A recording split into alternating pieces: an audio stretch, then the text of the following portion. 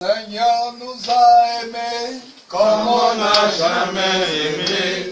Il nous guide chaque jour comme une étoile dans la nuit. Quand nous partageons le pain, il nous donne son amour. C'est le pain de l'amitié, le pain de Dieu. C'est mon corps, prenez et mangez.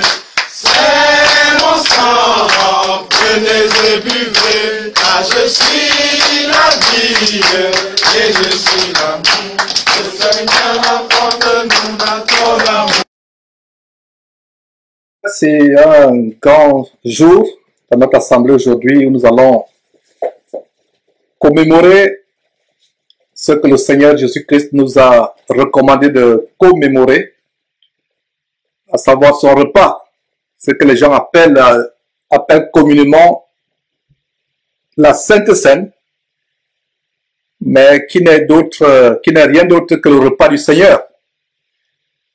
Et avant de passer à ce grand acte de commémoration de la mort du Seigneur Jésus-Christ, il convient de rappeler aux uns et aux autres l'infinie grandeur de l'importance de cet acte. D'où vient cet acte? Pourquoi cet acte? Et d'entrée de jeu, j'aimerais déjà vous rappeler, mes frères et sœurs, que la seule chose que le Seigneur Jésus-Christ nous a dit de célébrer ou d'observer en son nom, ce n'est pas sa mort, ce n'est pas sa résurrection, ce n'est pas sa montée au ciel. Aujourd'hui, nous voyons toutes sortes d'hérésies dans les églises, dans le corps de Christ, toutes sortes de pratiques et de doctrines anti-bibliques. Le Seigneur Jésus-Christ n'a jamais recommandé à qui que ce soit d'enseigner, de fêter sa naissance.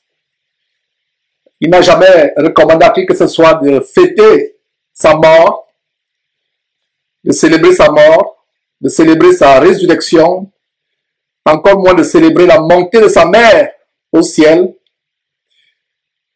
Soit dit en passant, sa mère attend le retour de son fils. Marie n'est pas au ciel. Elle est dans un endroit où elle attend l'enlèvement de l'Église. Et nous croyons qu'elle sera enlevée avec les saints ce grand jour. Dans ce grand sujet de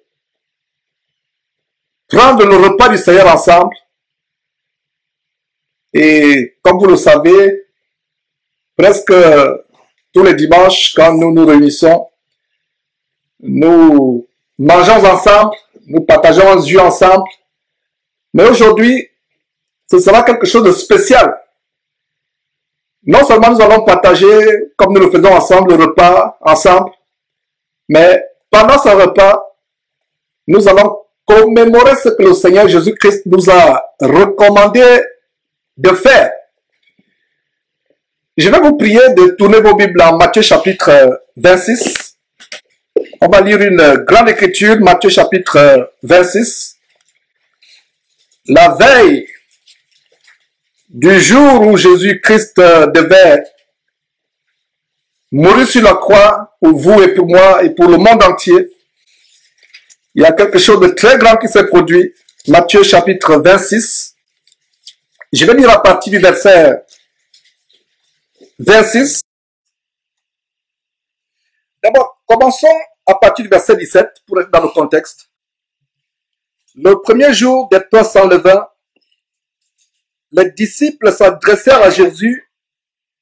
Les disciples s'adressèrent à Jésus pour lui dire: où veux-tu que nous te préparions le repas de la Pâque? Dans le verset 17 nous montre comment le Seigneur Jésus lui-même a observé les ordonnances que Dieu avait données à Moïse à célébrer la Pâque. Et notez bien que la Pâque ici n'a pas S à la fin. Voilà une bonne distinction qui mérite d'ouvrir une parenthèse. Quand vous voyez Pâque dans la Bible, la Pâque c'est avec sans S, la Pâque. Maintenant la Pâque humaine, la Pâque des hommes, la Pâque dénominationnelle, d'origine diabolique, où on fait la course aux œufs de Pâques. Il y a les lapins mystiques, je ne sais pas d'où ils sont venus avec cela. En tout cas, nous avons fait une vidéo qui vous montre les origines sataniques de la Pâque avec S. Donc, notez très bien dans votre Bible qu'il n'y a pas S à Pâques. Donc, si quelqu'un a une Bible où il y a S à Pâques, j'aimerais savoir quelle est cette version. Donc, Pâques n'a pas S. La Pâque célébrée par Jésus-Christ, la Pâque juive, qui a été instituée en Exode chapitre 12, nous y reviendrons rapidement dans quelques instants. Cette Pâque n'a pas S à la fin. La Pâque juive. Et Jésus devait célébrer cette Pâque. Il devait observer cette Pâque. Lui-même, il disait qu'il n'était pas venu pour abolir la loi de Moïse, mais pour l'accomplir. Et nous allons voir par la Pâque, la véritable Pâque de Jésus-Christ, parce que Jésus-Christ est notre Pâque. Ce n'est plus la Pâque qui était symbolisée par l'agneau dans Exode chapitre 12 au temps de Moïse, quelques jours avant la sortie d'Israël. Notre Pâque aujourd'hui n'est plus un agneau ou un veau. Jésus-Christ lui-même est notre Pâque. Et nous allons voir que Jésus étant notre Pâque, il a fallu que lui-même observe d'abord la Pâque juive. La Bible appelle notre Seigneur Jésus-Christ l'agneau de Dieu qui ôte les péchés du monde. L'agneau immolé. Et vous pouvez voir dans Apocalypse chapitre 5 comment l'agneau Jésus-Christ va vers Dieu pour prendre le livre qui était de la main de Dieu. Voilà encore un bon chapitre pour vous montrer la distinction entre Jésus-Christ et Dieu son Père.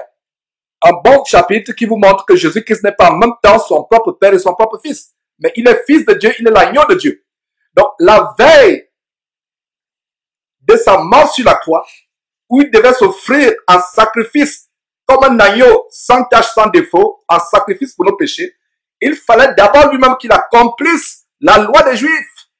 À la Pâque juive, sans S. La Pâque juive sans S. Donc, je vais dire à partir du verset 17. Le premier jour des pains sans levain, les disciples s'adressèrent à Jésus pour lui dire, où veux-tu que nous te préparions le repas de la Pâque?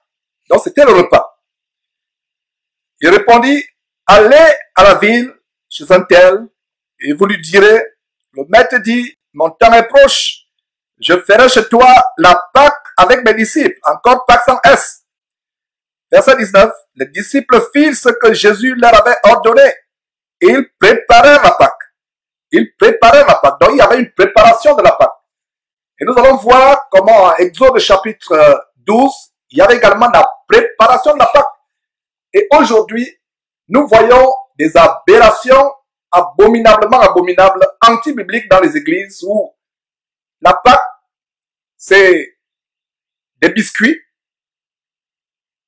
Je vais dire la Sainte Seine, ce qu'on appelle communément la Sainte Seine, mais qui est le repas du Seigneur. Il y a des centaines de petits gobelets en plastique avec du jus de raisin. Il y a les petits morceaux de biscuits. Ça n'a rien à voir avec la Pâque biblique. Ça n'a rien à voir aussi avec le repas du Seigneur, selon que le Seigneur nous a recommandé d'observer ces choses. Nous allons montrer par la suite, point par point, comment les chrétiens préparent la Pâque, les détails, quel genre de vin, quel genre de pain. Et déjà, s'agissant de pain, je vais déjà vous dire qu'il ne s'agit pas de la baguette française. Et si vous avez dans vos églises, et quand je dis église, je ne parle pas des abominations, des dénominations, je parle des églises de maisons à travers le monde. Ça, c'est les véritables églises selon Dieu. Si dans une église, quelque part, à travers le monde, les gens prennent le pain levé, c'est-à-dire le pain avec la levure, avec le levain, ce n'est pas le pain avec lequel nous devons observer le repas du Seigneur selon Matthieu chapitre 26. Il y a une préparation, un type de pain. Donc aujourd'hui, avec notre culture occidentale ou africaine, quand un Français pense au pain, pour célébrer le repas du Seigneur, il va penser à la baguette, il va courir chez le boulanger du coin. Et l'Africain bantou d'Afrique centrale en passant de pain pourra aussi prendre un morceau de bobalo, de manioc. Non. C'est un type de pain. Donc il y a une préparation. Donc les disciples dirent à Jésus, où veux-tu que nous te préparions la Pâque? Donc il y a une préparation. Nous allons revenir là-dessus et c'est la même préparation qui se passe aujourd'hui. Quel type de vin? Quel type de pain? Est-ce la baguette? Est-ce un morceau de foufou? Je ne sais pas quoi. Non. Nous devons aller point par point dans la parole de Dieu. Donc ce n'est pas comme dans ces églises, comme je disais, fausses églises où c'est les morceaux de biscuits, les verres en plastique de jus. Et on va voir point par point les étapes de la véritable observation du repas du Seigneur. Mais retournons à Matthieu chapitre 26, verset 18. Il, Jésus, répondit, allez à la ville chez un tel, vous lui direz, le maître dit, mon temps est proche, je ferai chez toi la Pâque avec mes disciples. Verset 19, les disciples firent ce que Jésus leur avait ordonné et ils préparèrent la Pâque. Encore, préparation, il y a une préparation pour la Pâque. Et rappelez-vous, mes frères et sœurs, que Jésus-Christ est notre Pâque. La Pâque immolée, l'agneau de Dieu immolé, c'est Jésus-Christ. Verset 29, plutôt verset 20, le soir étant venu, il s'est mis à table avec les 12. Les 12 apôtres qu'il avait choisis parmi ses disciples. Donc le soir étant venu, il s'est mis à table avec les 12. Verset 21, pendant qu'il mangeait, il dit, je vous dis en vérité, l'un de vous me livrera. Il y a un détail ici. Pendant qu'il mangeait, c'était un repas. Et je peux faire une parenthèse pour vous dire, mes frères et sœurs, que le repas du Seigneur, qu'on appelle généralement la Sainte Seine, ne peut pas se dérouler dans le cadre d'une dénomination avec des centaines de membres. Ça ne peut pas se passer dans un bâtiment avec la configuration que vous savez, l'hôtel de vent, les rangées de bancs. La véritable Sainte Seine, permettez-moi cette expression, j'utilise cette expression qui n'est pas biblique, pour que ceux qui ne sont pas familiers au repas du Seigneur comprennent de quoi il s'agit. Le monde appelle la Sainte Seine, et Seine vient de l'italien cena, qui signifie le repas du soir. Cena, Seine. Donc c'est un repas. Alors, le détail ici, c'est que Jésus mangeait avec ses disciples. Donc, dans les églises, soi-disant, entre guillemets, mais pas des véritables églises, ils prennent des morceaux de biscuits, tout simplement. Il y a des plateaux avec des petits gobelets en plastique qu'on distribue. Ce n'est pas ce que nous lisons ici. Il dit, pendant qu'il mangeait, et vous allez voir que c'est au milieu du repas que la Sainte Seine, ce qu'on appelle communément la Sainte Seine, s'est produite. Il mangeait. Donc, toutes les assemblées chrétiennes à travers le monde, pour observer le repas du Seigneur, où nous mangeons sa chair et buvons son sang, ça doit se faire pendant que nous mangeons. Donc, vous préparez à manger, il y a les uns et les autres mangent, et pendant que nous mangeons, c'est là où ça se passe. Soit pendant, soit à la fin. Lisons cela, donc c'est un détail important pour savoir que pendant qu'il mangeait, il dit, je vous le dis en vérité, l'un de vous me livrera. Donc, il n'avait pas encore partagé le pain représentant son corps, il n'avait pas encore partagé le sang représentant, le vin représentant son sang. Il mangeait encore. Et il donne une révélation grandiose. Pendant qu'il mangeait, il dit, je vous le dis en vérité, l'un de vous me livrera. Verset 22, il fut profondément attristé et chacun se mit à dire, est-ce moi, Seigneur? Verset 23, il répondit, celui qui a mis avec moi la main dans le plat, c'est celui qui me livrera. Donc il mangeait. Donc quelqu'un a mis la main dans son plat. Il s'agit de qui? Judas. Donc il mangeait. Ils avaient des plats. Donc Judas met la main dans le plat, dans l'assiette de Jésus. Quel détail ça nous montre? La Sainte Seine, comme on l'appelle communément, le repas du Seigneur, se passait pendant qu'il mangeait.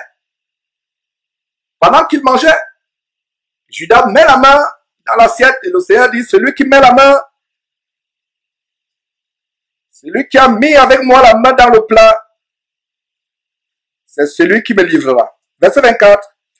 Le Fils de l'homme s'en va, selon qu'il est écrit de lui, mais malheur à l'homme par qui le Fils de l'homme est livré. Mieux vaudrait pour cet homme qu'il ne fût pas né. Judas, qui le livrait, prit la parole et dit, « Est-ce moi, Rabbi ?» Jésus lui répondit, « Tu l'as dit. » Maintenant, les choses deviennent intéressantes à partir du verset 26. Pendant qu'il mangeait, voilà, détail encore, pendant qu'il mangeait, Jésus prit du pain et après avoir rendu grâce. Voilà un autre détail de comment toujours rendre grâce à Dieu avant de manger. Il y a souvent des frères et sœurs qui ne comprennent pas la pratique de rendre grâce avant de manger. Et même s'il arrive que vous soyez vraiment, que vous ayez vraiment faim, prenez toujours le temps de rendre grâce. Même quand vous lisez l'histoire de la multiplication des pains, avant de multiplier le pain, il rompait le pain et rendait grâce. Donc, développons l'attitude de toujours prier avant de manger. Beaucoup ont échappé au poison en priant avant de manger. Parce que quand vous remerciez Dieu pour ce que vous mangez, même si ça contient poison, même si ça contient l'impureté, aucun mal ne vous arrivera. Donc, développons cette attitude. Bien ne faut pas être négligent, soit par fatigue, soit par on a faim, on n'a pas le temps, on a des choses à faire, on oublie de prier. Développons toujours cette attitude de rendre grâce. Donc, voilà notre détail. Donc, il rendit grâce. Alors, pendant qu'il mangeait, Jésus prit le pain et après avoir rendu grâce. Il n'a pas rendu grâce après. Il n'a pas rendu grâce pendant qu'il avait la bouchée dans la bouche. Non. Il a rendu grâce avant. Donc, après avoir rendu grâce, il le rompit. Et le rompi ici nous donne déjà la préfiguration de ce qui devait arriver, qui devait lui arriver à lui-même, le lendemain, sur la croix. Donc, après avoir rendu grâce, il a rendu grâce à qui? À lui-même. Il a rendu grâce à Dieu. Il a rendu grâce à Dieu. Voilà encore un bon détail qui nous montre que Jésus-Christ n'est pas en même temps son propre Père et son propre Fils. Jésus ne priait pas lui-même. Il rendait grâce à celui qui est supérieur à lui, à celui qui est plus grand que lui, Dieu son Père. Donc, il rend grâce à Dieu, il dit, merci mon Père pour ce pain que tu donnes aujourd'hui. Et c'est un privilège d'avoir du pain. Et pour ceux qui sont dans les maisons, ils n'ont jamais expérimenté la faim, le frigidaire étant toujours rempli, la cave de vin étant toujours bien fournie, ils pensent que c'est donné. Mais nous, véritables chrétiens, nous devons comprendre que si nous avons à manger, c'est une grâce. Ce n'est pas votre travail qui vous donne à manger. Ce n'est pas votre salaire qui vous donne à manger. Ce n'est pas votre force ou votre intelligence qui vous donne à manger. Il y a des gens qui sont intelligents. Il y a des gens qui ont tous les attributs, mais qui sont malades. Ils ne peuvent pas travailler pour avoir ce pain. Il y a d'autres personnes. Il a tout ce qu'il faut, mais il est anorexique. Cette maladie diabolique qui consiste à vous faire perdre l'appétit. Il y a d'autres qui ne peuvent pas manger, malgré le fait que la maison est remplie de viande. Ils ne peuvent pas manger parce qu'ils ont un cancer de la bouche, un cancer de la langue.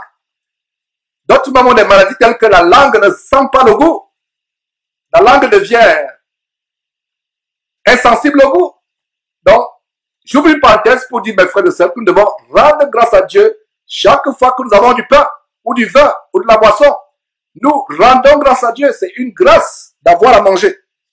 Donc, après avoir rendu grâce, il le rompit et le donna aux disciples en disant, prenez, mangez, ceci est mon corps. Voilà, ceci est mon corps. Donc, chaque fois que nous réunissons et que nous voulons observer ces choses, sachant que le repas que nous mangeons n'est pas un simple pain. Et nous allons vous donner les détails de la préparation de ce pain, très brièvement. Et je pense que il serait intéressant que les sœurs fassent une vidéo sur comment on prépare le pain avec lequel nous observons le repas du Seigneur. Nous commémorons le repas du Seigneur. Les stratégies, comment faire ce pain, ce serait intéressant. Encore, ce n'est pas la baguette du boulanger du coin. C'est même intéressant que vous faites vous-même votre pain. Une sœur nous a préparé le pain aujourd'hui, nous a préparé le pain. Ce serait mieux que nous-mêmes, nous ayons notre pain. Ce serait intéressant de voir une sœur qui prépare le pain avec non seulement les mains pures, mais avec un cœur pur, en parlant ma langue. Quel plaisir de voir comment la sœur fait ce pain, en chantant les cantiques, en parlant la langue, en étant joyeux. Je n'aimerais pas qu'on prenne un pain qui a été fait par le boulanger du coin. Vous ne savez pas s'il est un sodomite ou un bandit ou un voleur. Il va faire du pain. Vous allez peut-être dire que j'exagère, mais nous devons être prudents. Faisons nous-mêmes notre pain. Faisons notre pain. Si c'était possible, faisons même notre vin aussi. Mais je vais d'abord insister sur le pain. Parce que le pain, c'est le corps du Seigneur Jésus-Christ. Et ce pain a des propriétés telles que nous allons voir. C'est un pain sans levain. Il n'y a pas de levure. Chaque fois que vous voyez le mot levain dans la Bible, ça fait référence à la levure. Le levain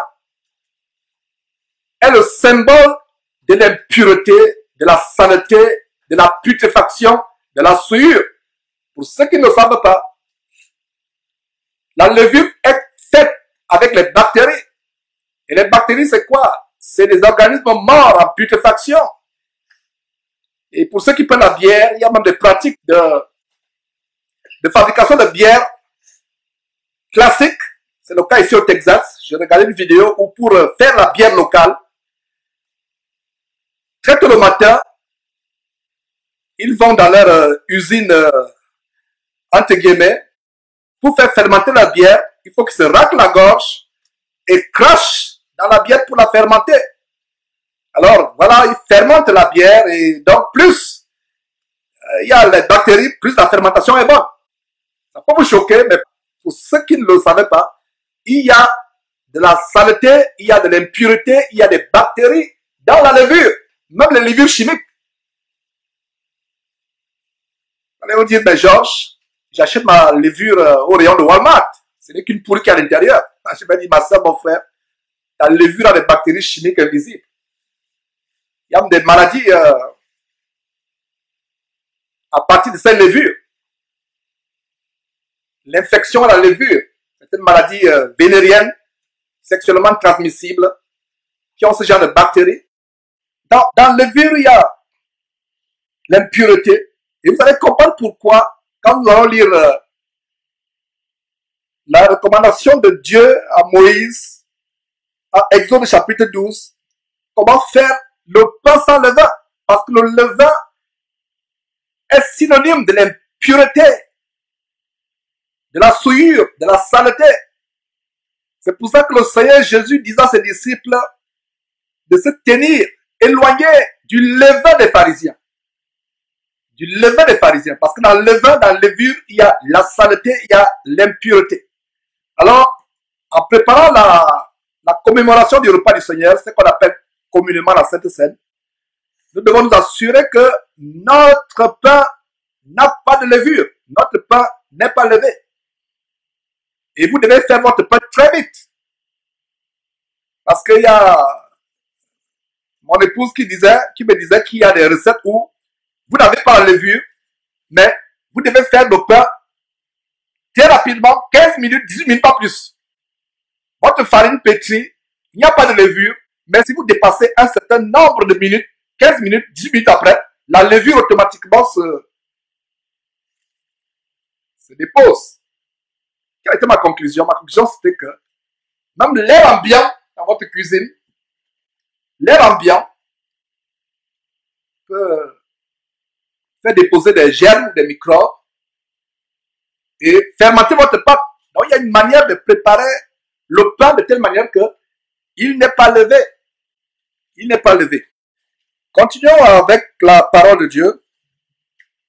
Donc, verset 26, on retourne à Matthieu chapitre 26, verset 26. Pendant qu'il mangeait, Jésus prit du pain et après avoir rendu grâce, il le rompit et le donna aux disciples en disant, venez manger, ceci est mon corps.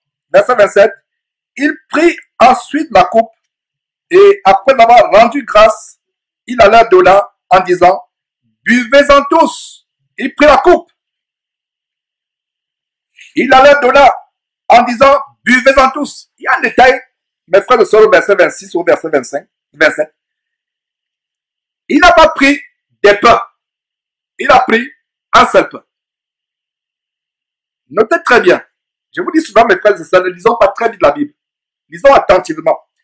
Pendant qu'il mangeait, il prit du pain. Combien de corps de Christ il y a? Il y a un seul corps.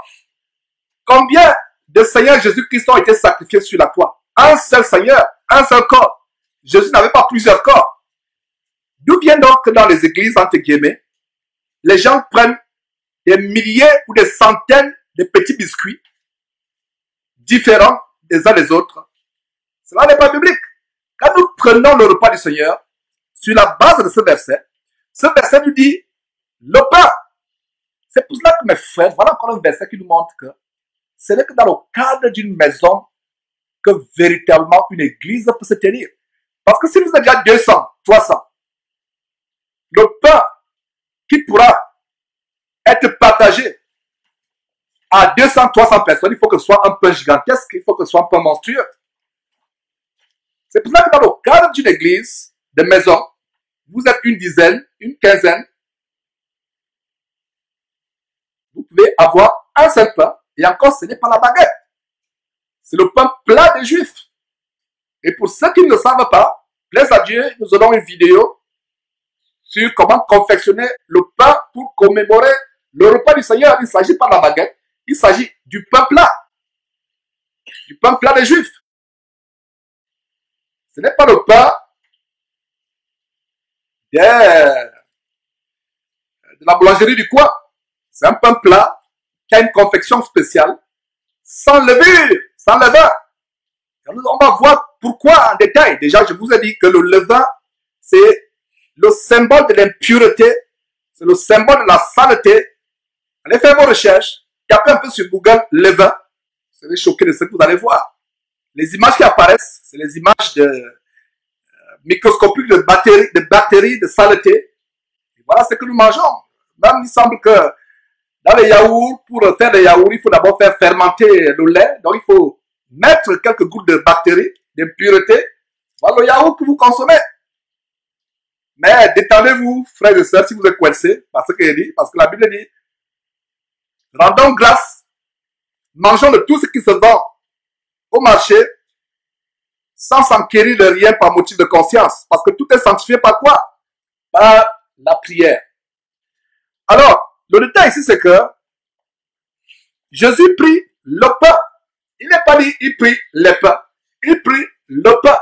Donc, un détail, quand nous partageons le repas du Seigneur, c'est un pain. Ce n'est pas deux pains. Ce pain, le pain plat, par la baguette, devra être distribué à tout le monde. Et vous voyez donc que l'église du Seigneur ne peut pas se réunir dans un hangar, dans un bâtiment où il y a 100 000, il y a 10 000 personnes, 4 000 personnes, 300 personnes. C'est dans une maison. Et comme on va voir, et je l'ai déjà annoncé, c'est au milieu d'un repas. Vous mangez ensemble. Et c'est pendant que vous mangez qu'un frère nous conduit, je dis bien un frère, nous conduit à partager le repas du Seigneur, à partager le vin. Donc, j'espère que j'ai bien expliqué le verset 26 où Jésus prit non pas les pains, mais du pain. Il prit du pain. Le verset 27 dit ensuite une coupe. Combien de coupes? 100 gobelets en plastique. 100 petits gobelets en plastique, 50 petits gobelets en plastique sur un grand plateau, chacun vient prendre. Non, il prit une coupe. C'est la communion, mes frères et sœurs. C'est aussi une marque d'amour. Vous prenez la coupe de vin, vous la partagez les uns aux autres. Ce n'est pas que chacun a sa coupe. Et dans nos cultures tellement occidentalisées où les gens se soucient plus de leur hygiène que de se soucier de la foi en Jésus-Christ, on se dit, comment ça je vais partager la coupe avec mes frères et sœurs? Qu'est-ce qui prouve qu'ils brossent la dent ou qu'ils font leur hygiène buccale? La Bible nous dit dans 1 Corinthiens chapitre 13, la charité ne soupçonne pas le mal. Et c'est le repas du Seigneur. Ne vous souciez pas si vous allez partager la même coupe. C'est une marque d'amour. Le Seigneur dit, il prit la coupe. La parole de Dieu dit, il prit la coupe. Il n'est pas dit, il prit les coupes. Donc, voilà quelques erreurs que nous sommes en train de corriger dans les églises aujourd'hui. Église entre guillemets, je dois préciser. Il y a plusieurs petites coupes en plastique où on distribue. Ce n'est pas la parole de Dieu. Nous avons une seule coupe. Est-ce qu'il y a plusieurs sangs de Jésus-Christ? Il y a le sang de Jésus-Christ, le corps de Jésus-Christ, qui est symbolisé par le pain. Le sang de Jésus-Christ qui est symbolisé par la coupe. Donc, la véritable manière de prendre le repas du Seigneur ensemble, c'est une seule coupe. On se la passe. On se la passe. Une seule coupe. Donc, c'est une marque d'amour. Je ne vais pas avoir les mauvaises pensées. Ah, est-ce que la sœur ou le frère d'à côté, est-ce que vraiment le frère a une bonne haleine que au point je puisse partager la coupe? C'est un acte d'amour. Vous êtes ensemble. Et quand vous prenez cette coupe, dites-vous que ce n'est plus une simple coupe que vous prenez. C'est le sang du Seigneur Jésus-Christ. Quand vous prenez ce pain, dites-vous que ce n'est plus un simple pain que vous prenez. C'est le corps de notre Seigneur Jésus-Christ. Et nous allons voir plus tard, à 1 Corinthiens chapitre 11, comment prendre indignement le repas du Seigneur peut entraîner les maladies, les infirmités et même la mort. Si vous prenez indignement, parce que si vous prenez le pain du Seigneur en ne discernant pas que ce n'est pas un simple pain qui est devant vous, vous mangez un jugement contre vous-même. C'est la mort que vous attirez sur vous, c'est la maladie que vous attirez sur vous. Si vous buvez ce vin sans discerner mentalement qu'il ne s'agit plus d'un simple vin, mais qu'il s'agit du sang du Seigneur Jésus-Christ versé pour vous, cela peut produire la mort, la maladie ou l'infirmité. C'est la raison pour laquelle, avant de manger ce corps, ce pain qui est le corps de notre Seigneur Jésus-Christ, discernez très bien que ce n'est plus un simple pain qui sera devant vous. Avant de boire la coupe qui passera tout à l'heure, discernez très bien que ce n'est plus une simple coupe, mais c'est quoi? C'est le sang de Jésus-Christ qui est devant nous aujourd'hui. Ça, c'est comment discerner physiquement qu'il ne s'agit plus d'un simple pain ou d'un simple vin, mais il s'agit du corps du Seigneur et du sang du Seigneur. Première chose. Deuxième chose, et le frère a insisté la dernière fois sur comment nous préparer à prendre ce pain. Ne venez pas prendre ce pain étant chargé de péché. Parce que c'est un jugement que vous attirez contre vous-même. L'apôtre Paul, comme on va dire tout à l'heure, nous montre comment plusieurs sont morts, ont été malades, ont été infirmes, en mangeant le repas du Seigneur étant rempli de péché. C'est un jugement contre soi-même. Alors, si manger le corps de Jésus-Christ, symbolisé par ce pain, et boire le sang de Jésus-Christ, symbolisé par ce pain, apporte la maladie, la mort et l'infirmité si on le boit indignement, à plus forte raison, mes frères et sœurs, ce corps et ce sang nous apporteront la santé, la délivrance, la guérison des infirmités, la délivrance des maladies. Tout le prenons dignement. Je reprends. Si vous prenez le corps de Christ, vous mangez le corps de Christ indignement, vous buvez le corps de Christ indignement, ça vous apporte la mort, la maladie ou l'infirmité. Maintenant, supposez que vous le preniez dignement comme la Bible le recommande, ça porte la délivrance, la guérison. Il y a des frères et sœurs qui ont confessé, qui ont témoigné comment ils ont été guéris, délivrés de l'infirmité. À cause de quoi? À cause de la manière par laquelle ils ont mangé. Voilà. C'est des grandes choses que nous allons voir. Alors, verset 27, il prit ensuite une coupe, pas plusieurs coupes. Donc, frères et sœurs, aujourd'hui, c'est une coupe. Nous allons la partager. Il n'y aura pas de mouchoir pour essuyer la partie où la personne a mis les lèvres. Nous allons la partager. Et il n'y aura pas que, tu observes très bien où la sœur ou le frère met les lèvres et tu tournes pour boire. Là où on n'a pas mis les lèvres. Ça ne marchera pas parce qu'à la 10e personne, toutes les lèvres vont toucher le pourtour de de la coupe. Et ne vous précipitez pas vous dire que non, je vais boire la première personne. Le frère Sostel qui va nous conduire tout à l'heure, sera au choix. Nous connaissons la nature humaine. Et nous exposons cette nature humaine afin que nous soyons comment transformés par le renouvellement de notre intelligence. Je n'aurais jamais dans ma vie pensé que je pouvais partager une coupe avec une personne autre que mon épouse. Mais une fois que je suis en Christ, je vois mon frère, je vois ma soeur, surtout quand nous partageons. Il n'est pas dit maintenant que tous les jours vous allez partager les jus ensemble, etc. Non, nous parlons du repas du Seigneur. Parce que ce n'est plus une simple coupe que nous avons. Donc, oubliez les lèvres sur la coupe. Nous devons savoir qu'une fois que nous partageons ce vin et ce pain, ce n'est plus un simple vin, ce n'est plus un simple pain. Voilà, pain et vin. Alors, car ceci est mon sang, le sang de l'alliance qui est répandu pour plusieurs pour la rémission des péchés. Il y a même également la rémission des péchés. La rémission des péchés. Je vous dis, verset 29, je vous le dis, le Seigneur Jésus termine en disant, je vous le dis, je ne boirai plus désormais de ce fruit de la vie jusqu'au jour où j'en boirai du nouveau avec vous dans le royaume de Dieu. Dans le royaume de Dieu. Il y a un détail ici, la parole de Dieu parle du produit de la vie. Et quand on parle de vin, qui représente le sang de Jésus-Christ, il s'agit du produit de la vie. Et je n'aimerais pas soulever un débat, parce qu'il y a certaines personnes qui pensent que c'est un jus. Si vous allez prendre votre jus, ou pour les Africains, le jus d'oseille, le jus du bissap, ce n'est pas le sang de Jésus-Christ. Il s'agit du produit de la vie. Et sur la base de 1 Corinthiens chapitre 11, nous allons voir qu'il s'agit du vin. Le vin, c'est le produit de la vie qui est fermenté.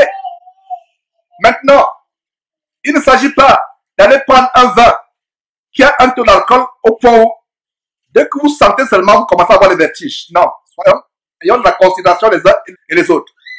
Généralement, ce que nous recommandons, c'est que, puisqu'il y a des frères et sœurs qui sont allergiques même à une seule goutte d'alcool, prenons un vin où le taux d'alcool est presque inexistant. Si on peut trouver même un vin où le taux d'alcool est zéro, tant mieux. Mais il faut que ce soit du vin, pas du jus.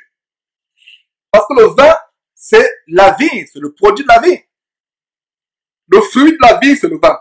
La vie, ce n'est pas le jus. Ce n'est pas un jus qui est un rouge, on ne sait même pas ce que c'est. Comme il disait, si c'est les Africains, ça devient le bissap que vous prenez. Si vous êtes Camerounais, vous prenez maintenant le top grenadine. Ce n'est pas ça. Ça peut nous faire sourire, mais il y a des églises où on a pris du top grenadine, du jus de grenadine, ou du jus du bissap sénégalais, ou du jus du biscus, ou d'oseille. Ça peut vous faire sourire, il y a des frères qui l'ont fait. Dans les églises, nous prenons le fruit de la vie, du vin. C'est du vin que nous prenons. Maintenant, par considération les uns avec les autres, pour ne pas scandaliser les uns ou les autres, parce que là, il y a un débat d'opinion dans les églises. Il y a certains qui pensent qu'on doit prendre du vin alcoolisé. Il y a d'autres qui pensent que non, il ne faut même pas qu'il y ait une goutte d'alcool. Ça, c'est maintenant au niveau des opinions. Mais ce que je vais dire pour mettre la balance au juste milieu, c'est que il faut du vin, du produit de la vie. Maintenant, si dans l'assemblée, il y a un frère ou une sœur qui est allergique à la moindre goutte d'alcool, cherchons un vin, avec le produit de la vie fermenté, où le degré d'alcool est presque inexistant. Ou alors un degré vraiment tellement infime. Parce que nous ne devons pas scandaliser les uns ou les autres. Nous devons avoir de la considération, c'est aussi un acte d'amour. Mais il faut que ce soit du vin. Et en prenant ce vin, même s'il y avait un degré minimal d'alcool, comprenons qu'il ne s'agit plus d'un simple vin.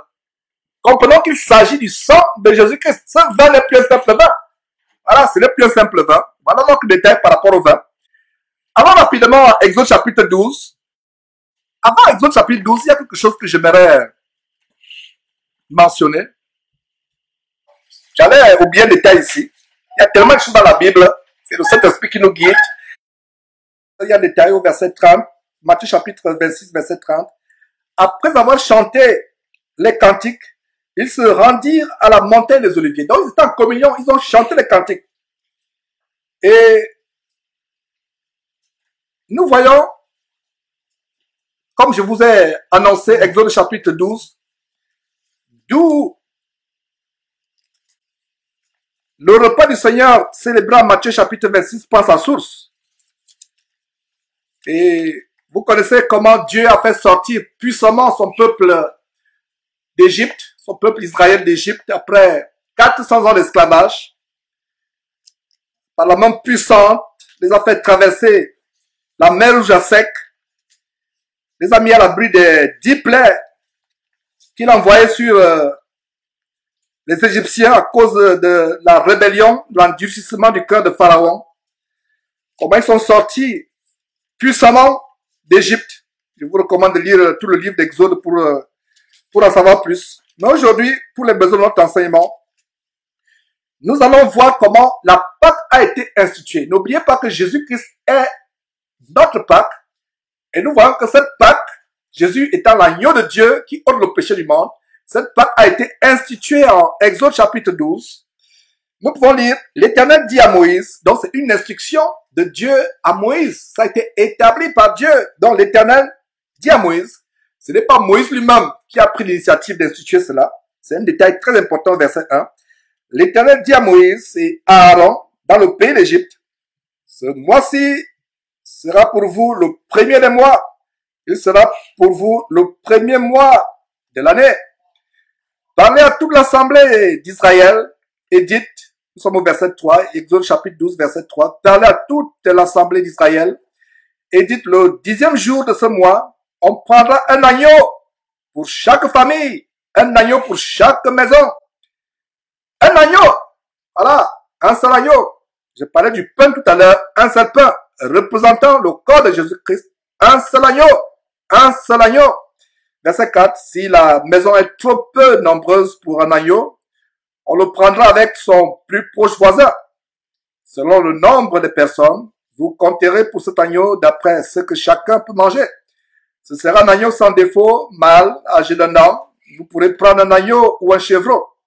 Verset 6, vous le garderez jusqu'au 14e jour de ce mois, et toute l'assemblée d'Israël l'immolera entre les deux soirs. Vous voyez le parallélisme entre l'immolation de l'agneau au temps de Moïse et d'Aaron et l'immolation de Jésus-Christ sur la croix, le sacrifice de Jésus-Christ. Donc, verset 6, et toute l'assemblée d'Israël l'immolera entre les deux soirs. Verset 7, on prendra de son sang et on mettra sur les deux poteaux et sur le linteau de la porte des maisons où on le mangera.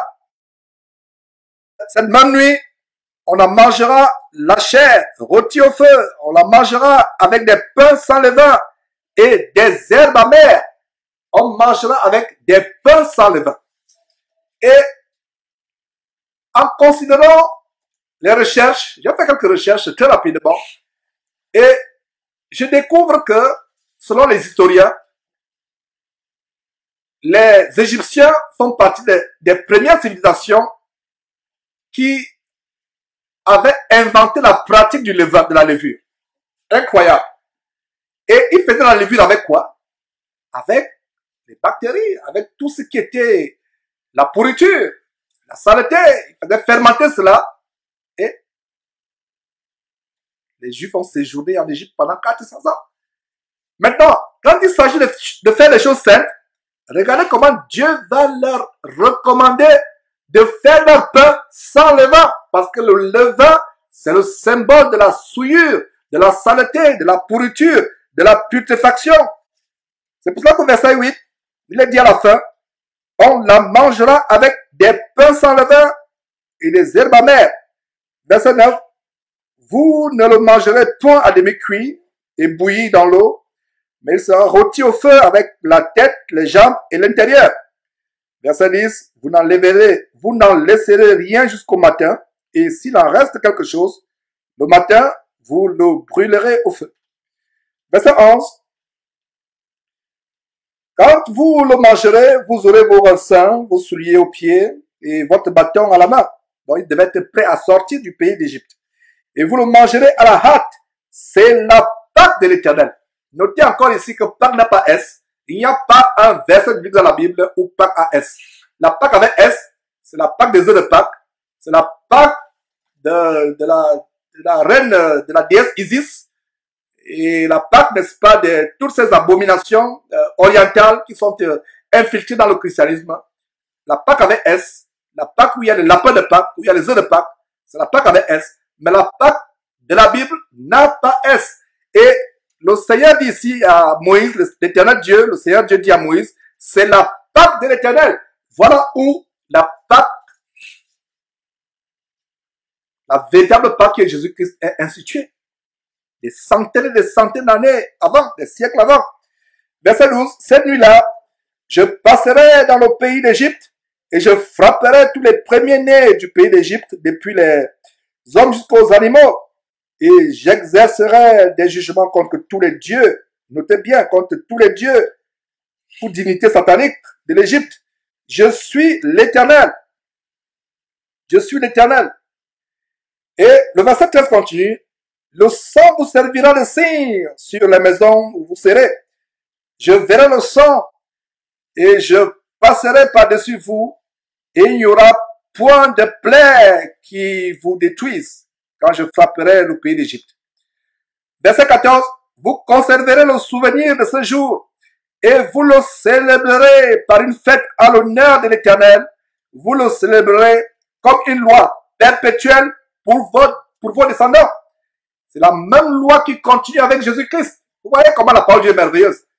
C'est une loi perpétuelle. Mais aujourd'hui, il ne s'agit plus d'aller prendre un agneau, parce que ceux qui continuent à célébrer la Pâque juive crucifient, piétinent la crucifixion de Jésus-Christ, crucifient, piétinent, crachent sur l'œuvre grandiose de rédemption et de salut accomplie par Jésus-Christ sur la croix. Donc, en célébrant la Pâque, si vous allez prendre un morceau, si vous allez prendre un chevreau, un agneau, vous rendez la mort de Jésus-Christ vaine. Il y a encore des chrétiens qui se judaïsent, qui observent la Pâque juive. Allez suivre encore ce documentaire qu'on a fait sur le mur de Lamentation, les chrétiens qui retournent au judaïsme, qui embrassent les coutumes juives. La véritable Pâque immolée, c'est Jésus-Christ. Aujourd'hui, en célébrant la Pâque, la seule chose que nous observons, c'est le pain qui est le corps de Jésus-Christ et le vin qui est le sang de Jésus-Christ. Et il y a un détail ici. Regardez comment les maisons sur les linteaux ou les portes desquelles on avait badigeonné le sang, la mort ne pouvait pas frapper. Quel bonheur aujourd'hui de savoir que le sang de Jésus, quand nous le prenons dignement par cette coupe que nous allons boire tout à l'heure, ça éloigne la mort de nos maisons. Incroyable, frères et sœurs.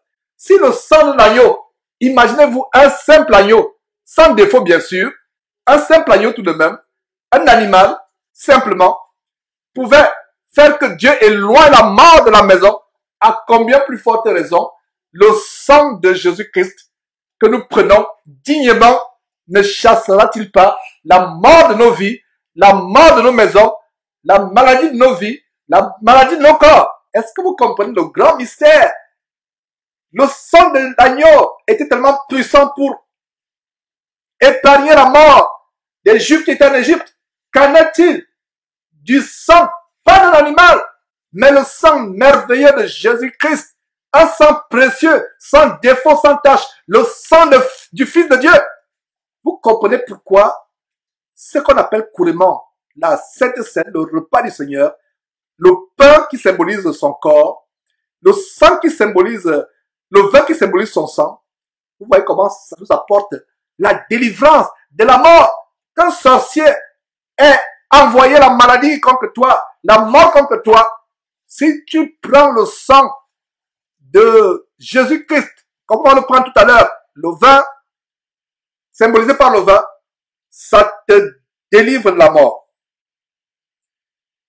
Et vous pouvez lire par la suite, et il y a un détail avant de sortir de là, verset 19. Pendant 7 jours, il ne se trouvera point de levain, il ne se trouvera point de levain dans vos maisons, car toute personne qui mangera du pain levé sera retranchée de l'assemblée d'Israël, que ce soit un étranger ou un indigène. Ouais, au verset 8 de ce même chapitre, chapitre 12 d'Exode, il devait manger le pain sans levain. Non seulement il devait s'abstenir du levain, quand il mangeait ce pain, le pain sans levain, le verset 19 va même plus loin en disant que pendant 7 jours, il ne se trouvera point de levain dans vos maisons. Et déjà à ce niveau, vous comprenez pourquoi le Seigneur a dit qu'il ne doit pas avoir de levain dans leur maison pendant 7 jours. C'était un moment exceptionnel où il devait se purifier. Donc le levain ne devait pas se retrouver dans leur maison. Et le levain, la levure d'origine bactérienne, symbolisant l'impureté, la souillure, la saleté, la putréfaction, la levure ne devait même pas se trouver dans leur maison. Vous comprenez donc pourquoi, quand les vrais chrétiens prennent le vrai repas du Seigneur, ils prennent un pain sans levain, en symbole. Derrière ce pain sans levain, nous avons l'absence d'impureté, l'absence de souillure, l'absence de saleté. Voilà le symbole derrière le pain sans levain. Et regardez la punition drastique à ce niveau au verset 19, à savoir que si on trouvait le pain avec le levain, avec la levure dans la maison, la personne devait être retranchée, bannie de l'assemblée d'Israël. C'était une punition drastique, n'est-ce pas? Donc vous comprenez pourquoi notre pain aujourd'hui ne doit pas avoir de levain. C'est un symbole. Et non seulement physiquement, le pain que nous mangeons, quand nous commémorons ce qu'on appelle la Sainte Seine, le repas du Seigneur, ne doit pas avoir le levain, mais aussi n'ayons pas de levain dans notre cœur. Parce que ça ne sert à rien qu'une des sœurs nous prépare un bon pain juif comme au temps de Jésus. C'est possible d'avoir des pains comme au temps de Jésus, avec une pierre. Parce qu'il y a des pierres même, où vous pouvez trouver des pierres comme des pierres juives, où vous pouvez mettre ce genre de pierre, ou soit dans votre cour arrière, sur le feu de bois. Même il y a même des pierres sur lesquelles vous pouvez faire ce pain et mettre dans votre four, afin d'avoir un pain plat. Et donc, ce pain ne doit pas avoir de levure. Donc, ça sert à quoi que vous preniez un pain qui n'a pas de levure, qui n'a pas de levain, mais s'il y a le levain dans votre cœur, s'il y a la levure dans votre cœur. C'est pour ça que le Seigneur Jésus disait à ses disciples, méfiez-vous du levain des pharisiens. Allez lire le chapitre 23 de Matthieu, vous allez voir qu'est-ce qui caractérise les pharisiens. L'orgueil, imbu de leur personne, l'hypocrisie, faire leurs actions pour être bien vus des hommes, au dehors des sépulcres blanchis au dehors, bien ornés, mais à l'intérieur, plein de rapines, d'excréments et toutes sortes de fientes. Voilà la caractéristique du pharisien. Pour fermenter le pain avec la levure doit avoir de la bactérie. Alors, tout ce qui est à l'intérieur, la bactérie, les mauvaises pensées fermentent vos cœurs et mettent la bactérie, la levure dans vos cœurs. Les mauvaises actions. Donc, ne prenez pas le pain du Seigneur avec une vie de mensonge, avec une vie de mauvaises pensées, une vie de vol, d'adultère, de manque de pardon. C'est pour ça qu'avant de prendre le repas du Seigneur, il est conseillé aux frères et sœurs de s'examiner soi-même, de se repentir s'il y a un péché qui subsiste encore dans votre cœur, dans votre vie. Parce que si vous prenez le repas du Seigneur, ayant la levure dans votre cœur, c'est un jugement contre vous-même. Donc, il y a la levure physique. Notre pain, la préparation de notre pain, c'est un pain sans levure. Mais il y a aussi la préparation spirituelle. Parce que vous prenez un pain qui représente le corps du Seigneur Jésus-Christ, qui n'a pas de levain, qui n'a pas de levure. Mais vous avez la levure dans votre cœur, dans votre vie. Ça veut dire que non seulement ce pain sans levain sera contaminé par cette levure, en fait vous aurez la levure au carré. Vous allez contaminer ce pain, et ce pain, sur la base de 1 Corinthiens chapitre 11 apporte l'infirmité, apporte la maladie, la mort, au lieu d'apporter la guérison. D'ailleurs, nous pouvons lire à 1 Corinthiens chapitre 10, verset 16, très rapidement, tout simplement. La coupe de bénédiction que nous bénissons, n'est-elle pas la communion au sang de Christ? Le pain que nous rompons, n'est-il pas la communion au corps de Christ? Voilà un bon verset, 1 Corinthiens chapitre 10, verset 16, qui nous montre que cette coupe que nous allons bénir, que le frère Sosthène va bénir tout à l'heure, cette coupe, c'est la communion avec le sang. Vous faites un avec le sang de Jésus-Christ. Quelle merveille! 1 Corinthiens chapitre 10, verset 16, la coupe de bénédiction que nous bénissons, n'est-elle pas la communion au sang de Christ? Vous faites un avec le sang de Jésus-Christ. Donc, quand vous allez prendre ce vin, ce n'est plus simple coupe qui sera devant vous. Vous entrez en communion avec le sang de Jésus-Christ. Et le pain que nous allons rompre, que le frère va rompre tout à l'heure, nous allons partager, ce ne sera plus un simple pain. Par ce pain, nous entrons en communion avec le corps de notre Seigneur Jésus-Christ. Nous formons un. Nous formons déjà spirituellement un avec le Seigneur Jésus-Christ, avec les autres frères et sœurs en Christ à travers le monde. Mais c'est un symbole qui renforce encore cette communion. Donc, nous établissons véritablement cette communion avec le Seigneur Jésus-Christ quand nous allons prendre ce pain. Nous établissons la communion avec Jésus-Christ quand nous allons prendre ce sang. Ça veut dire que le sang de Jésus-Christ, nous devenons un avec ce sang. C'est pour ça qu'après avoir pris le repas du Seigneur, selon ce que nous sommes en train de partager, vous sortez de là, vous n'êtes plus la même personne. Ce n'est pas comme à l'époque, on le prenait de manière rituelle dans l'abomination catholique dans laquelle j'ai passé les premières 20 années de ma vie. Et vous voyez comment les gens prennent ce morceau de biscuit, ils se concentrent, vous avez l'impression qu'ils sont constipés, qu'ils se mettent à trembler, ils pensent qu'il y a un mystère derrière. Et ils ne comprennent rien. Il y a d'autres personnes, quand la personne prend ce morceau de biscuit, lèche même les miettes qui tombent de manière rituelle. Un bon pharisien, ils ne savent même pas ce qu'il y a derrière. Je faisais partie de ces gens-là. J'étais là tellement pieux, j'avais l'impression que c'est quelque chose d'extraordinaire. Que j'étais dans l'ignorance. Mais aujourd'hui, nous comprenons véritablement que le véritable pain que nous partageons, qui symbolise le corps de Jésus-Christ, c'est un pain sans levain. Ce n'est pas un morceau de biscuit, c'est un pain petit, la farine, mais sans levain. Et le sang, c'est le vin que nous prenons. Vous pouvez aussi lire ce détail en Luc chapitre 22, verset 19, où le Seigneur Jésus donne la recommandation de faire cela en mémoire de lui. Luc chapitre 22, verset 19. Ensuite, Jésus-Christ, prit du pain et après avoir rendu grâce, il le rompit et le leur donna en disant, ceci est mon corps qui est donné pour vous, faites ceci en mémoire de moi. Vous pouvez aussi lire la suite. Donc, c'est le seul passage. Ce passage nous montre comment nous devons observer ces choses en mémoire. C'est comme ce qu'on a lu en Exode chapitre 12, verset 14, que ça devait être une fête à l'honneur de l'Éternel, une célébration comme une loi perpétuelle pour vos descendants. Et c'est la même chose qui se passe aujourd'hui, que nous continuons, que nous poursuivons. Donc Jésus dit, faites ceci en mémoire de moi, en mémoire de moi.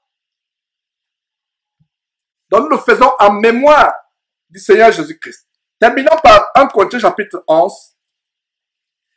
Je vous annonçais 1 Corinthiens chapitre 11 et je vous disais que c'est effectivement le verset sur lequel je m'appuie pour montrer qu'il s'agit du vin. Il ne s'agit pas du jus, il s'agit du vin quand nous prenons la Sainte Seine. Et nous aurons aussi un autre détail qui nous montre comment nous devons prendre le repas du Seigneur au milieu d'un repas normal que nous prenons, par exemple, nous, dans cette église, tous les dimanches, au milieu d'un repas normal. Alors, 1 Corinthiens chapitre 11, Voilà un bon passage, un bon chapitre pour voir la manière exacte de célébrer le repas du Seigneur. Donc, communément, on parle de la Sainte Seine, mais bibliquement parlant, c'est le repas du Seigneur. Pourquoi utiliser la Sainte Seine? C'est pour la compréhension des frères qui sont encore là à comprendre. Ça passe plus quand on dit Sainte Seine. Mais en fait, ce n'est pas ce que la Bible dit. La Bible parle du repas du Seigneur. Donc, désormais, j'aimerais que les frères et sœurs s'habituent plus à l'expression repas du Seigneur. Alors, verset 17, en donnant cet avertissement, nous sommes à 1 Corinthiens chapitre 11, verset 17, en donnant cet avertissement, ce que je ne loue point, c'est que vous vous assemblez non pour devenir meilleur, mais pour devenir pire. On commence par un reproche à l'église de Corinthe. Allez lire le chapitre 5 de 1 Corinthiens pour voir le niveau de débauche, de prostitution, d'impudicité, débauche sexuelle qui avait atteint l'église de Corinthe. C'est au point où les gens allaient avec les concubines de leur père, commettant ainsi non seulement l'adultère, mais l'inceste. C'était grave, mes frères et sœurs. Et Paul repense cette église tellement désordonnée, où les femmes priaient sans se voir la tête, où les femmes chahutaient. Pendant qu'on enseigne, elles parlent, elles chahutent. Et Paul règle beaucoup de détails de cette église. S'il y a un mot qui caractérise l'église de Corinthe au temps de Paul, c'est le désordre. Et s'il y a un autre mot, c'est la débauche sexuelle. Paul règle beaucoup de détails. Par exemple, au chapitre 11, justement, à partir du verset 3, Paul montre comment les femmes doivent prier et en se voilant la tête. Parce que la femme qui prie, la tête non couverte, déshonore Dieu. De même, Paul donne des instructions pour les hommes en leur disant que vous ne devez pas vous couvrir la tête. Parce qu'au temps de Corinthe, certains chrétiens étaient venus à Christ n'ayant pas abandonné leur coutume ancestrale ou les pratiques idolâtres de divinités étrangères qu'ils avaient soi-disant abandonnées. Ils continuaient à prier en se couvrant la tête. On a l'exemple, par exemple, des adeptes du dieu Dagon.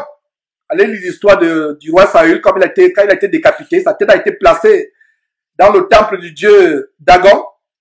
Et les adeptes du dieu Dagon portaient un chapeau qui avait la forme d'un poisson.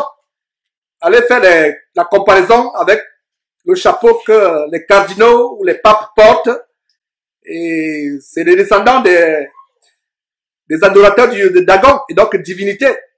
C'est une abomination pour un homme de prier la tête couverte. Donc, tous ces pasteurs qui se judaïsent, qui retournent aux traditions juives, qui veulent imiter les rabbins, qui ont des petites capuches sur la tête, ou qui veulent imiter leur grand-mère ou mère, la Babylone la Grande, l'église abominable catholique.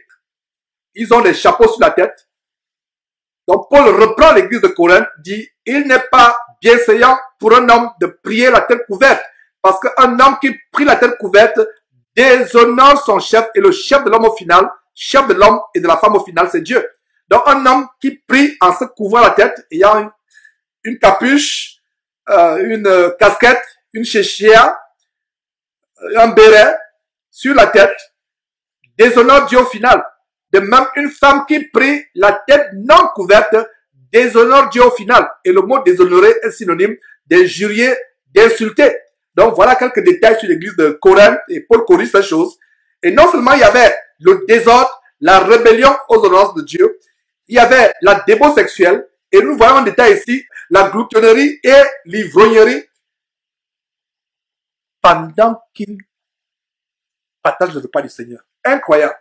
Donc le verset 17 dit, en donnant cet avertissement, ce que je ne loue point, donc Paul ne les louait pas, ce que je ne loue point, c'est que vous vous assemblez non pour devenir meilleur, mais pour devenir pire. Quand les chrétiens se rassemblent, comme nous le faisons chaque dimanche, nous ne faisons pas cela pour devenir, de plus vous assembler, le plus pire vous devenez. Non. Nous nous édifions, nous nous améliorons, nous abandonnons certains péchés que nous avons du mal à abandonner. C'est ça le but pour lequel nous nous réunissons.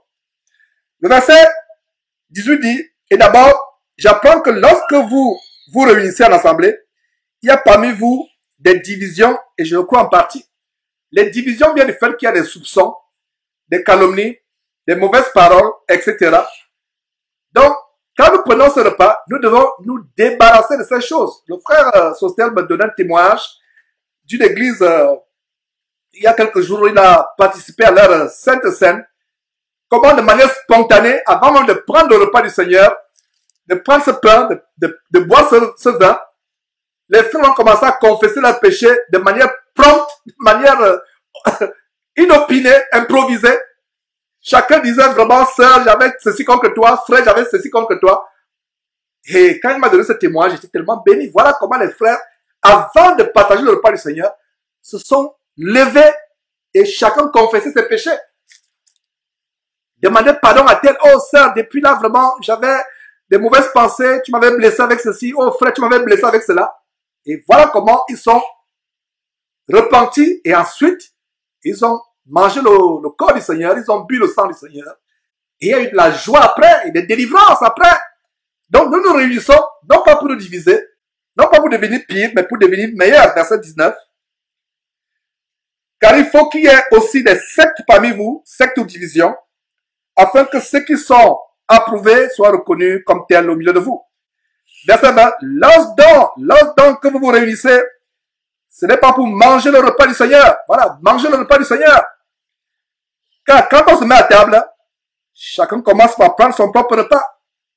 Voilà, donc c'est un repas. Voilà un détail qui nous montre aussi que le repas du Seigneur, ce que les gens appellent communément la Sainte Seine, ça se prend au milieu d'un repas. Donc c'est la raison pour laquelle l'église véritable du Seigneur Jésus ne peut se tenir que dans les maisons. Ce n'est pas dans les bâtiments ou les hangars. C'est dans la maison, on mange, chacun son assiette, on a des plats, nous mangeons, et c'est pendant que nous mangeons que nous allons également prendre le repas du Seigneur. Donc voilà le détail qu'il mangeait. Donc quand on se met à table, ils se mettent à table, chacun commence par prendre son repas, son propre repas, et l'un a faim, et l'autre est ivre. Voilà. L'un avait faim parce qu'il y avait les autres qui étaient gloutons, ils avaient tellement tout pris qu'il ne restait plus pour les autres. Et l'autre est ivre. Donc il y avait l'ivrognerie et la gloutonnerie. Quelle église terrible que fut celle de Corinthe. La débauche sexuelle, la rébellion des femmes qui prient sans se voiler la tête, les hommes qui prient avec les bérets de Dagon sur la tête, les chapeaux, les casquettes de Dagon et d'autres divinités sataniques. Il y a l'ivrognerie, il y a la gloutonnerie. Alors que 1 Corinthiens chapitre 13, l'apôtre Paul dit, la charité ne cherche pas son propre intérêt. Ce serait mieux que les frères et sœurs prennent les meilleurs morceaux, les meilleures portions, et rendent grâce à Dieu pour cela. N'oubliez pas que si vous voulez être premier au ciel, soyez le dernier parmi les frères. Voilà, il y a des murmures dans des assemblées. Je rends grâce à Dieu de ce que nous n'avons pas de tels murmures ici avec nous. Tels les autres ont mangé, ils ont tout mangé, on n'a rien eu. Les autres ont eu les meilleurs morceaux, on n'a rien eu. On a eu vraiment que des os. Ça vous fait rire. Mais j'ai expérimenté les choses comme ça dans les assemblées. Il y a eu des assemblées chrétiennes, il y a eu des bagarres à cause de la nourriture. Les gens bagarrent après. Sur la boisson. Ils se bagarrent. Combien de bouteilles de bière sont restées? D'abord, qu'est-ce que les bouteilles de bière font pendant que les gens célèbrent le repas du Seigneur? Il y a des églises, mes frères et sœurs. Je ne sais pas, qu'en est-il de vous, mais j'ai eu de terribles expériences dans les abominations que j'ai fréquentées par le passé. D'autres, même après la Sainte Seine, disent, allons célébrer ça dans une boîte de nuit, le soir. Incroyable. Alors que c'est le moment où vous devez être dans le recueillement, dans la piété. Ce n'est pas que vous avez, le jour où vous prenez la Sainte Seine, une vie pieuse devant les frères. Il y a d'autres personnes, quand vous les voyez prendre la Sainte Seine, vous les voyez, ils sont tellement, vous avez l'impression de voir un ange qui est descendu du ciel devant vous. Mais lundi, le lendemain, la personne prend son manteau d'impudique, de pécheur, de menteur, de voleur ou de prostituée.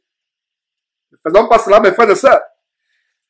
Donc, verset 21, car quand on se met à table, chacun commence par prendre son propre repas et l'un a faim, tandis que l'autre est ivre. Nous devons nous assurer que tout le monde a à manger. L'un a faim, l'autre est ivre. Donc, le vin qui était pour le repas du Seigneur était devenu pour eux maintenant un moyen d'être ivre. Voilà un détail que ce vin avait de l'alcool. Mais ce vin n'est pas pour que vous deveniez ivre. Ce vin, c'est pour commémorer le sang de Jésus-Christ. Ce n'est pas que s'il y a une coupe, vous buvez les 7 dixièmes de la coupe Vous seul. Non, vous serez ivre si le taux d'alcool n'est pas minime. Verset 22. N'avez-vous pas de maison pour y manger et boire? Donc, il bagarre sur la nourriture. Ou méprisez-vous l'église de Dieu? Je rends grâce à Dieu de ce que de telles choses ne se passent pas ici. C'est-à-dire que méprisez l'église de Dieu. Et faites-vous honte à ceux qui n'ont rien. Que vous dirai-je? Vous louerai-je? En cela, je ne vous loue point. Voilà la réprimande que Paul leur donne de la part de Dieu, leur apporte de la part de Dieu. Verset 23. Car j'ai reçu du Seigneur. Paul ne dit pas qu'il a reçu de lui-même. Verset 23. Car j'ai reçu du Seigneur ce que je vous ai enseigné, c'est que le Seigneur Jésus, dans la nuit où il fut livré, rappelez-vous que quand ils ont chanté les cantiques, comme on a vu à Matthieu chapitre 26, après avoir pris ce repas, après avoir pris ce pain qui était son corps, bu ce vin qui était son sang, ils ont chanté les cantiques et ils sont allés au mont des Oliviers. Et Judas, qui avait mis le plat avec lui, s'est retiré quelque temps pour aller prendre les chefs du peuple pour venir saisir Jésus au mont des Oliviers où il était en prière avec les apôtres. Donc, verset 23, Paul continue en disant, car j'ai reçu du Seigneur ce que je vous ai enseigné, c'est que le Seigneur Jésus, dans la nuit où il fut livré près du pain, verset 24, et après avoir rendu grâce, Paul rappelle l'importance de rendre grâce, ce que Jésus avait fait, et après avoir rendu grâce, le rompit et dit, ceci est mon corps qui est rompu pour vous. Faites ceci en mémoire de moi. Verset 25, de même, après avoir soupé, il prit la coupe et dit, cette coupe est la nouvelle alliance à mon sang. Donc, après avoir soupé, regardez un peu le détail. C'est après avoir soupé qu'il prend la coupe, pas les coupes, pas plusieurs gobelets en plastique, la coupe. Il prit la coupe, une seule coupe, et dit, cette coupe est la nouvelle alliance à mon sang. Faites ceci en mémoire de moi toutes les fois que vous en boirez. Donc, on fait cela en mémoire du Seigneur Jésus-Christ. Verset 26. Car toutes les fois que vous mangez ce pain et que vous buvez cette coupe, vous annoncez la mort du Seigneur jusqu'à ce qu'il vienne. Jusqu'à ce qu'il vienne. Voilà l'importance de manger le corps du Seigneur Jésus-Christ et de boire le sang du Seigneur Jésus-Christ. Nous annonçons sa mort. Et sa mort apporte la vie. Sa mort apporte la délivrance. Verset 28. Que chacun donc s'éprouve soi-même et qu'ainsi il mange du pain et boive de la coupe. Nous devons nous éprouver. Vous ne pouvez pas venir seulement vous asseoir là, manger ce pain, boire ce vin, sans vous éprouver. Que chacun s'éprouve lui-même. Verset 29. Car celui qui mange et boit sans discerner le corps du Seigneur, mange et boit un jugement contre lui-même. Nous n'aimerons pas que quelqu'un ici présent boive et mange un jugement contre lui-même. C'est tellement grave. Verset 30. C'est pour cela qu'il y a parmi vous beaucoup d'infirmes et de malades et qu'un grand nombre sont morts. Donc voilà ce que je vous annonçais. Vous mangez sans discerner. Vous mangez sans vous éprouver. Ça produit la maladie, l'infirmité et la mort. Maintenant, si vous mangez et buvez dignement, ça produit quoi? La guérison, la délivrance, la protection contre la mort. Exactement comme au temps des enfants d'Israël en Égypte. Quelque temps avant qu'ils n'en sortent. Verset 31. Si nous nous jugeons nous-mêmes, nous ne serions pas jugés. Verset 32. Et les gens disent, oh, on ne juge pas. Ne nous jugez pas, frère. Vous nous jugez trop. Vous êtes des experts en jugement. La Bible dit, nous devons nous-mêmes nous juger. Le jugement est possible. Et plaise à Dieu, nous aurons les enseignements sur le jugement biblique. Il y a des chrétiens qui n'aiment pas ce mot. Tu juges, ne me juge pas. Le jugement est biblique. Et ça va commencer par nous-mêmes, nous juger. Que dit la parole de Dieu? Si nous nous jugeons nous-mêmes, nous ne serons pas jugés. Et une bonne partie du livre de Corinthiens, c'est un jugement contre l'église de Corinthe. Et aujourd'hui, on va vous dire que les frères ne doivent pas juger les autres. Je me demande quelle Bible les gens lisent. Donc, nous devons nous-mêmes nous juger pour éviter que les autres nous jugent. verset 32, mais quand nous sommes jugés, nous sommes châtiés par le Seigneur. Regardez très bien.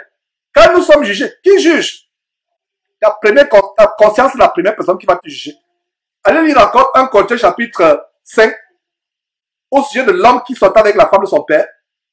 Paul dit, même étant absent, il a déjà jugé celui qui a commis un tel acte. Que le méchant soit ôté du milieu de nous, dit l'apôtre Paul. Il a déjà jugé, même étant absent. Et vous allez dire qu'on ne doit pas juger. Je ferme la parenthèse. Donc, si nous nous jugeons nous-mêmes, verset 31, nous ne serions pas jugés. Verset 32, quand nous sommes jugés, nous sommes châtiés par le Seigneur. Donc, toute personne que nous jugeons, qui ne se repent pas, la Bible nous donne la révélation ici que cette personne est châtiée. Lisez très bien. J'espère que je ne lis pas mal ce verset.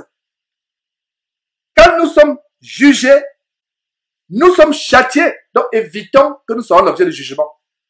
Quelle est la première personne qui nous juge? C'est nous-mêmes avec notre conscience. Donc, jugeons nous-mêmes notre propre conscience, notre propre vie. Voilà. Mais quand nous sommes jugés, nous sommes châtiés par le Seigneur afin que nous ne soyons pas condamnés avec le monde. Verset 33, ainsi mes frères, lorsque vous vous réunissez pour le repas, attendez-vous les uns les autres. Si quelqu'un a faim, qu'il mange chez lui, afin que vous ne vous réunissiez pas pour attirer un jugement sur vous. Je réglerai les autres choses quand je serai arrivé. Donc, voilà quelques détails, mes frères et sœurs, que je voulais partager sur la Sainte Seine. Qu'est-ce que la Sainte Seine? Les bienfaits de la Sainte Seine, pour dire plutôt le repas du Seigneur. Nous devons discipliner nos intelligences et nos bouches pour parler, bibliquement parlant, en disant plutôt le repas du Seigneur, au lieu de Sainte Seine, repas du Seigneur. Donc, quels sont les bienfaits du repas du Seigneur et quelles sont les conséquences quand nous ne prenons pas ce repas dignement, sans nous éprouver, sans nous juger nous-mêmes. Et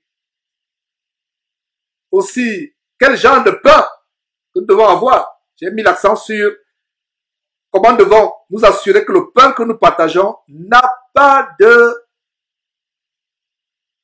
levain. Soit le levain chimique, la levure chimique, soit toutes sortes de levures. Et qu'en même temps que le pain que nous prenons n'a pas de levure chimique pour le faire gonfler, assurons-nous aussi que nous n'avons pas de levain dans notre chair, dans notre cœur, dans nos pensées. Que Dieu nous bénisse au nom de Jésus-Christ.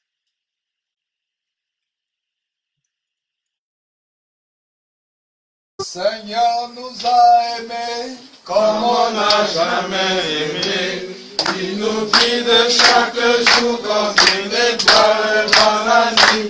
Quand nous partageons le pain, il nous donne son amour.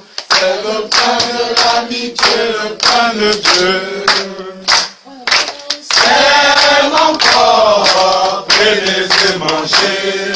C'est mon sang, prenez et buvez. Car je suis la vie et je suis l'amour.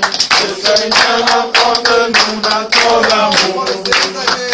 Le Seigneur nous a aimés comme on n'a jamais aimé. Il nous guide chaque jour comme une étoile dans la nuit. Quand nous partageons le pain, il nous donne son amour. C'est le pain de l'amitié, le pain de Dieu. C'est mon corps, prenez et mangez. C'est mon sang, prenez et buvez. Car je suis la vie et je suis l'amour. Le Seigneur emporte-nous dans ton amour. Le Seigneur nous a aimés comme on n'a jamais aimé. Il nous guide chaque jour comme une étoile dans la nuit.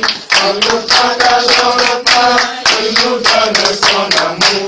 C'est le pain de l'amitié, le pain de Dieu. C'est mon sang, prenez et mangez. C'est mon sang, prenez et buvez. Car je suis la vie et je suis l'amour. Le Seigneur emporte-nous dans ton amour. Voilà. Oh Seigneur. Seigneur, apporte-nous dans ton amour. Ne manquez pas de vous abonner à notre chaîne YouTube Jésus-Christ TV, en cliquant sur le bouton s'abonner, juste au bas de la fenêtre de cette vidéo. Ainsi, vous recevrez automatiquement nos nouvelles vidéos, et vous ne raterez aucune. Vous connaîtrez la vérité et la vérité vous affranchira. Jean 8, 32.